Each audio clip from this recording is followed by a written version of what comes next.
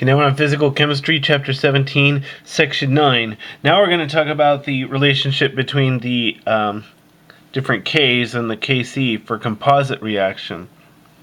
Now remember we said for an elementary reaction, the constant forward divided by the constant reverse is equal to the K sub C, where K sub C is the equilibrium constant. So let's start with a few assumptions. We're going to say we have an ideal system, which means gamma is equal to 1. Now remember, activity is equal to molar concentration. Gamma is the activity coefficient. So what we're doing at this point is we're ignoring any ionic attractions. And likewise, we're going to assume that the rate determining step approximation holds. So let's look at this reaction here. We're going to have 2 iron 2 plus ions plus 2 mercury 2 plus ions. That's in equilibrium, so we have a forward constant and a reverse constant, with 2 iron 3 plus ions and 2 mercury atoms 2 plus ions, so Hg2 plus.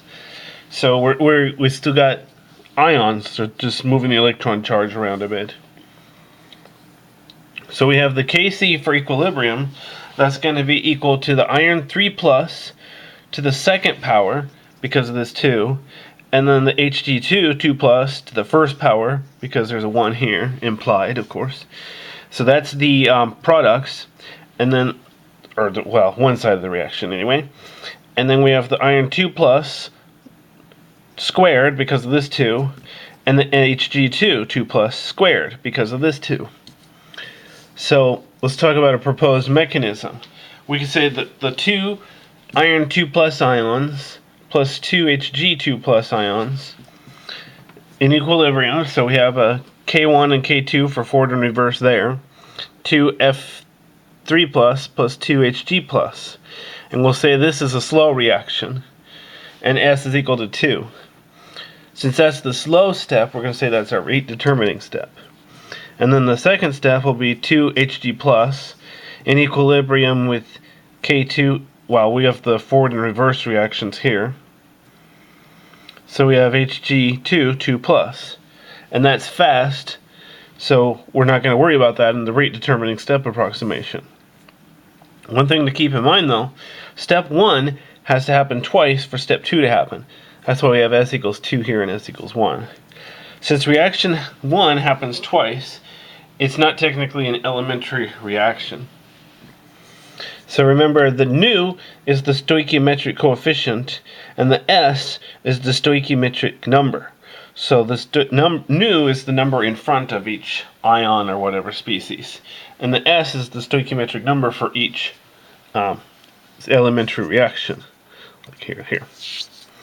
So using the rate determining step approximation, we have R forward is equal to 1/2 the derivative of the iron 3 plus ion with respect to time. So that's equal to 1/2 K1 times the concentration of the iron 2 plus times the concentration of the mercury 2 plus. So that's equal to the forward constant times the iron 2 plus times the mercury plus. And then the rate for reverse is equal 1/2 times the derivative of the iron 2 plus with respect to time. That's equal to 1/2 times K minus 1 times the iron 3 plus times the mercury plus.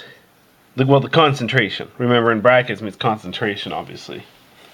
So if we ignore the 2's when doing the rate law, since those aren't part of the elementary reaction.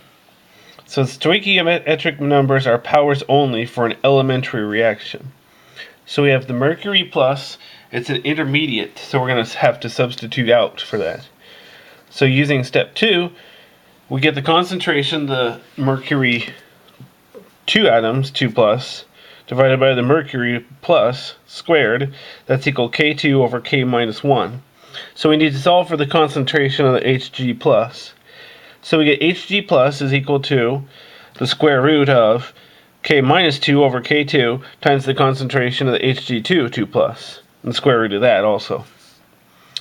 And then the rate of the reverse reaction is equal 1/2 times the K for the reverse reaction, this minus 1, times K minus 2 over K2 to the 1/2 power, that's square root, times the concentration of the iron 3 plus, times the concentration of the mercury 2 plus, to the 1/2 power, so that's square root again.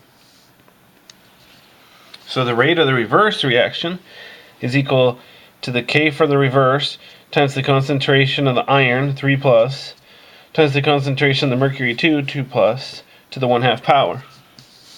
And then the equilibrium, the rate forward is equal to the rate reverse, remember. So you're going the same way, canceling out, no net difference. So that set them equal to each other. We have Kf times the concentration of the iron 2 plus times the concentration of the mercury 2 plus. That's equal to the rate constant for the reverse reaction times the concentration of the iron 3 plus times the concentration of the iron 2 plus to the 1/2. So we get Kf over Kr is equal to the concentration of the iron 3 plus at equilibrium times the concentration of the mercury 2 plus at equilibrium to the 1/2 power divided by the concentration of the iron 2 plus at equilibrium times the concentration of the mercury 2 plus at equilibrium. And that is equal to our equilibrium constant to the 1/2 power. So we have K forward over K reverse times Kc to the 1 over S for the rate determining step if we have composite reaction. So remember, S is the stoichiometric number in the rate determining step.